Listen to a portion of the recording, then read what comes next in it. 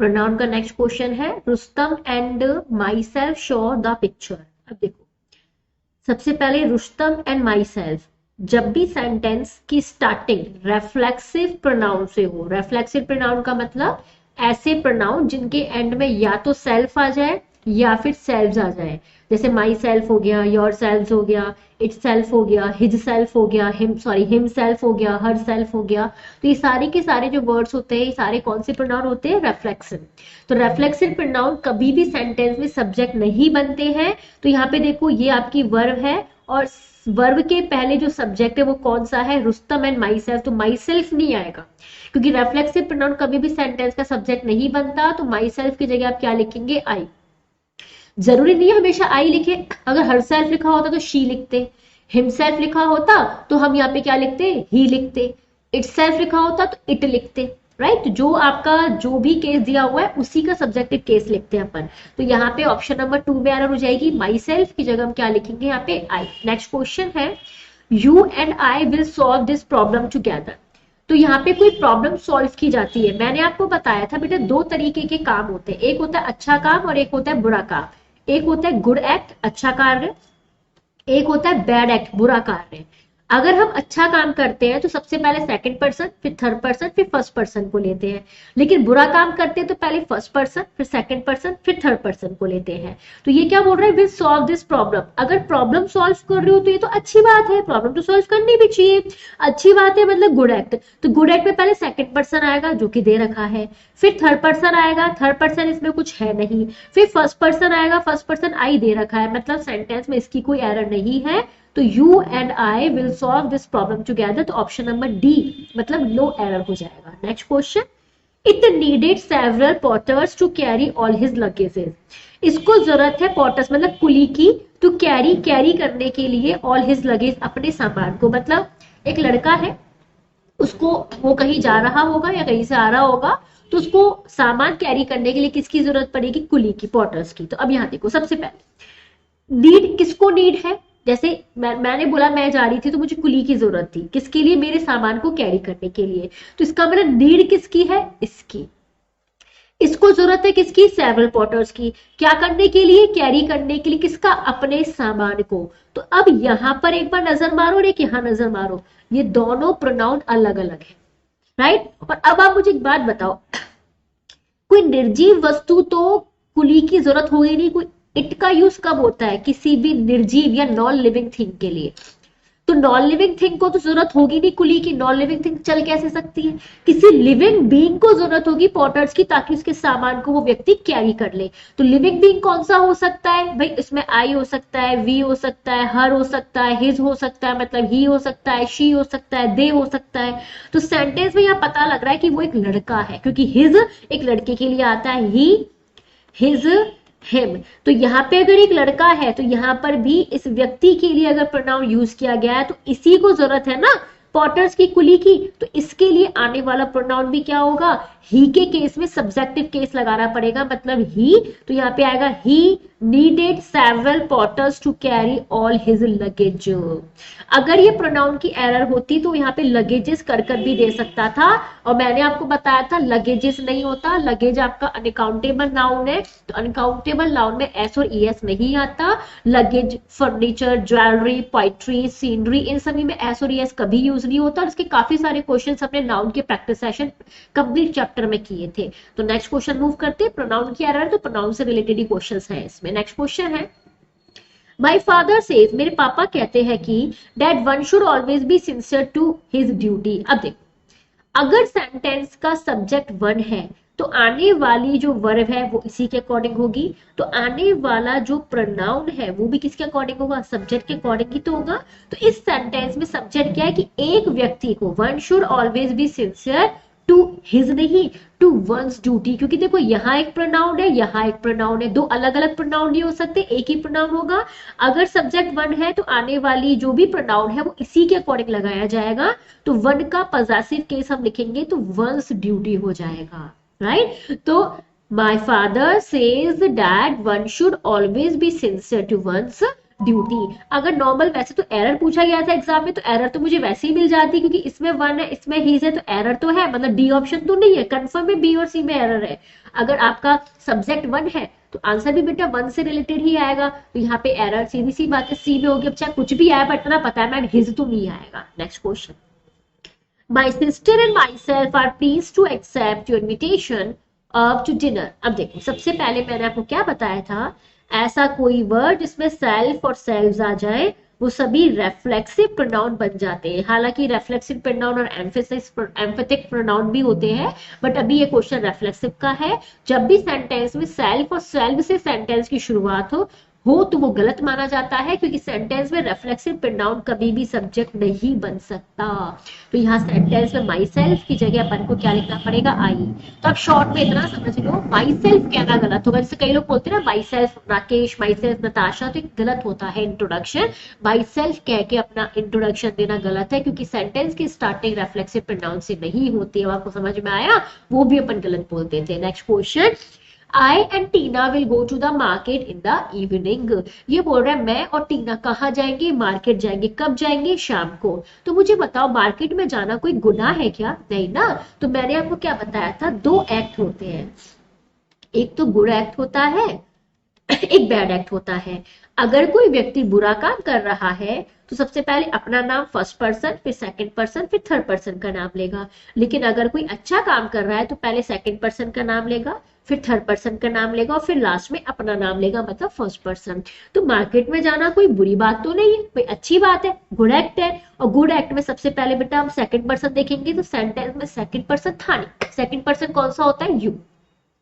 फिर हम third person देखेंगे, थर्ड पर्सन कौन सा होता है, ही, शी, इट, दे, और किसी का नाम, चाहे एक नाम हो या एक से ज्यादा नाम हो, उससे कोई मतलब नहीं है। तो इसमें एक नाम दे रखा है टीना, तो मतलब सेंटेंस से पहले आना चाहिए था टीना एंड, और लास्ट में देखेंगे फर्स्ट पर्सन। फर्स्ट पर्सन कौन सा है, आई।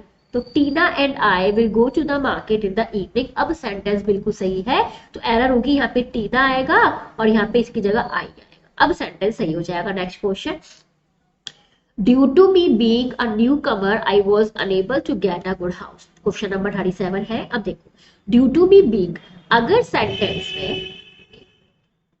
अगर सेंटेंस में वर्ब की आईएनजी फॉर्म आए और वर्ब की आईएनजी फॉर्म के पहले कोई प्रोनाउन आए, कोई भी आ सकता है, ही, शी, इट, दे, कुछ भी आ जाए, तो आने वाला प्रोनाउन हमेशा पॉजेसिव केस में लगाया जाएगा। पॉजेसिव केस बोले तो समझना, I, my, me, we, our, us, you, your, you. मैंने पूरे नहीं लिखे, मैं आधे लिख लूं ताकि समझ में आ जाए।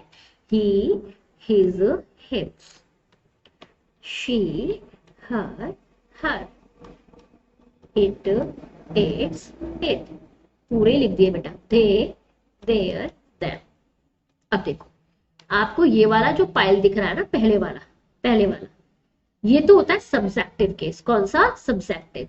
और लास्ट वाला जो दिख रहा है ना आपको, ये वाला, ये होता है बेटा हमारा ऑब्जेक्टिव केस। लेकिन जो बीच वाला है, जिसका हम कलर भी अलग कर देते हैं, कलर कौन सा करें, रेड कर देते हैं, ये जो बीच वाला दिख रहा है ना आपको, ये होता है हमारा पॉजेसिव केस। पॉजेसिव मतलब मालिकाना हक। ये मैंने आपको ग्रामर की क्लास में मिल जाएगा, ठीक है, अच्छे तरीके से।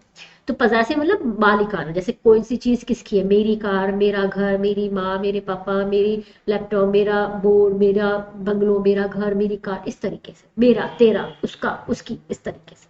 तो जब भी आपके आईएनजी फॉर्म आए और आईएनजी के पहले कोई प्रोनाउन आए, तो प्रोनाउन का पॉजेसिव केस आएगा, मतलब इस बीच वाले कॉलम में से कोई ना कोई शब्द आएगा। तो मी तो बेटा ऑब्जेक्टिव केस होता है, मुझे ऑब्जेक्टिव नहीं पॉजेसिव, तो मी का पॉजेसिव केस क्या होता है, माई। तो आपके सेंटेंस में इस मी को हटाकर क्या लिखना पड़ेगा आपको, माई। ओके, तो आंसर आपका ऑप्शन नंबर ए, माई हो जाएगा। नेक्स्ट क्वेश्चन, मैं इसको थोड़ा सा रफ कर दी, तो क्या पता आगे इसकी जरूरत पड़े, मेरे को दोबारा बनाना पड़ेगा, टाइम बचेगा अपना। Next question, the ship sank and all his passenger were dropped. भाई शिप के लिए बोला गया है, शिप सैंक हो गई थी, उसके जो पैसेंजर्स है वो भी क्या हो गए थे, ड्रॉप्ड। जब शिप डूबती है तो उसके लिए हम सिंक वर्ड का यूज करते हैं, और जब आदमी लोग डूबते हैं तो उसके लिए हम ड्रॉन वर्ड का यूज करते हैं। अब देखिएगा यहाँ पे सबसे पहले, यहाँ पे देखना, जब शिप सैंक हो गई थी तो उसके पैसेंजर्स भी, किसके पैसेंजर, शिप के पैसेंजर। तो बेटा यहाँ पे तो ही एक लड़के के लिए यूज किया जाता है ना, और शिप तो आपका नॉन लिविंग थिंग है। तो अगर सेंटेंस में जो सब्जेक्ट नॉन लिविंग है तो आने वाली वर्ब भी इसके अकॉर्डिंग है, आने वाला प्रोनाउन भी इसके लिए। तो पैसेंजर किसके लिए, यहाँ पे जो प्रोनाउन आया है किसके लिए आया है, ये शिप के लिए तो आया है, जैसे मैंने कहा कोचिंग और कोचिंग के बच्चे, तो बच्चे किसके, कोचिंग के। शिप और शिप के पैसेंजर, तो पैसेंजर किसके, शिप के। शिप अगर आपका नॉन लिविंग है तो नॉन लिविंग के लिए बेटा मैं इट का यूज करते हैं। मेरे लिए आई, हम सब के लिए वी, आपके लिए यू, एक लड़के के लिए ही, एक लड़की के लिए शी, बहुत सारे लड़के लड़कियां निर्जीव वस्तुओं के लिए दे देयर दैम, लेकिन निर्जीव वस्तु हो केवल क्या एक हो या एक से ज्यादा, उसके लिए हम क्या लगाते हैं, इट, और एक से ज्यादा हो निर्जीव तो उसके लिए क्या लगाते हैं, दे। राइट, तो यहाँ पे शिप एक ही है, द शिप्स सैंक, ठीक है। तो यहाँ पे इट आना चाहिए यहाँ पे, क्योंकि यहाँ पे शिप के लिए, शिप आपका नॉन लिविंग होता है, तो नॉन लिविंग के लिए हम हिज नहीं लगाएंगे, तो हिज की जगह हम क्या लगाएंगे, इट लगाएंगे। अब यहाँ पे थोड़ा आगे भी देखिएगा, शिप्स है, अगर आपका सब्जेक्ट प्लूरल है तो आने वाला जो प्रोनाउन है वो भी प्लूरल के हिसाब से लगाना पड़ेगा। तो इट एक शिप के लिए, लेकिन एक से ज्यादा हो तो क्या लगा सकते हैं, देयर। तो यहाँ पे अगर बहुवचन शिप्स है तो देयर लगाओ, और अगर एक ही होता ना शिप होता तो केवल हम क्या लगाते, फिर इट्स लगाते, क्योंकि पॉसेसिव केसेस का इट्स होता है। समझ में आ गया। नेक्स्ट अगला, science and religion are both necessary, बिल्कुल सही बात है। साइंस और अपना रिलीजन, अपना धर्म, बहुत दोनों ही बहुत नेसेसरी होते हैं, किसके लिए, एक आदमी के लिए।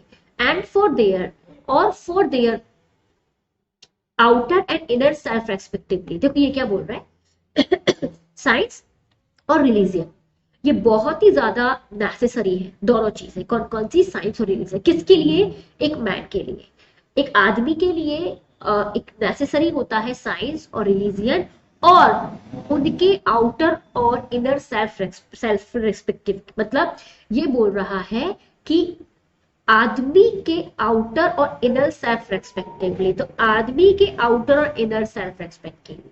पॉइंट समझ में आ रहा है। तो किसके रेस्पेक्ट के लिए, ये साइंस और रिलीजियस ने, आदमी के। तो यहाँ समझना, ये जो वर्ड यूज हुआ है ना प्रोनाउन, ये प्रोनाउन इनके लिए यूज नहीं हुआ है। अगर इनके लिए यूज होता तो मैं देयर लगाती, जैसे शिप वाले में मैंने बताया था, लेकिन ये एक्चुअल में ये इनर और आउटर जो आपका ज्ञान बढ़ रहा है या सेल्फ रेस्पेक्ट बढ़ रही है, किसके किसकी बढ़ रही है, साइंस रिलीजियस की बढ़ रही है, फिर एक आदमी की बढ़ रही है, आदमी की। अगर एक आदमी है तो यहाँ पे फिर आपको सिर्फ एक ही प्रोनाउन सिंगुलर लगाना पड़ेगा, मतलब हिज। अगर एक से ज्यादा होते तो हम यहाँ देयर लगाते, लेकिन एक आदमी की बात हो रही है, मैन, तो इसलिए यहाँ पे देयर नहीं होगा, फिर यहाँ पे क्या आएगा, हिज आएगा। समझ में आए। आप इसको ऐसे समझ सकते हैं, जैसे मान लो एक आदमी के आध्यात्मिक और रिलीजियस, ऐसे बोल सकते, सॉरी, एक आदमी के आउटर और इनर ज्ञान के लिए साइंस और रिलीजियन दोनों ही बहुत नेसेसरी होते हैं। तो नेसेसरी क्या होते हैं, साइंस और रिलीजियन, किसके लिए, आदमी के आउटर और इनर सेल्फ रिस्पेक्ट के लिए। तो अब यहाँ देखना, ये बोल रहा है आउटर इनर, किसका आउटर इनर सेल्फ रेस्पेक्ट, आदमी का। तो आदमी के लिए हम कभी भी देयर नहीं लगाएंगे, क्योंकि एक ही आदमी है, मैन, अगर एक से ज्यादा होता तो MEN आता, तो MEN है तो देयर तो वैसे भी नहीं आएगा, बहुवचन सिंगुलर आना चाहिए, तो सिंगुलर के लिए मैं क्या लगाऊंगी, हिज। अगर यहाँ जेंडर क्लियर है, दे रहा है लड़का, तो यहाँ हिज लगाइए। अगर लड़की के लिए होता, वुमन होता, तो यहाँ पे फिर हर लगा देते। अगर कोई नॉन लिविंग होती, एक वचन होता, तो इट्स लगा देती मैं, राइट। तो देयर की जगह हम क्या लगाएंगे, हिज लगाएंगे, क्योंकि ही का पॉसेसिव केस हिज होता है। Next question, the priest emphasised that it is the duty of all Christians to love each other. Priest ने एम्फसाइज किया कि हमारी ड्यूटी है for of all Christians to love each other. अब देखना, all Christians मतलब सभी क्रिश्चियंस के लिए, टू लव ईच अदर। आपको मैंने एक रेसिप्रोकल प्रोनाउन के बारे में बताया था। रेसिप्रोकल प्रोनाउन केवल बेटे दो होते हैं, कौन कौन से होते हैं, ईच अदर, और एक होता है वन अनदर।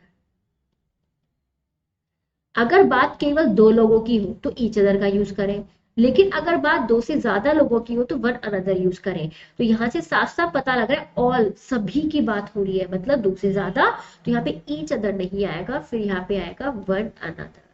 ये सेंटेंस, ये क्वेश्चन एग्जाम में आया था। राइट। तो option number 14, sorry question number 14 का ऑप्शन नंबर सी एरर होगा। ईच अदर दो होते तो ईच अदर बिल्कुल सही है, लेकिन सेंटेंस में साफ साफ बोला हुआ है ऑल, तो मतलब सभी के लिए आ रहा है, तो इसका मतलब यहाँ वन अनदर होगा। Next question is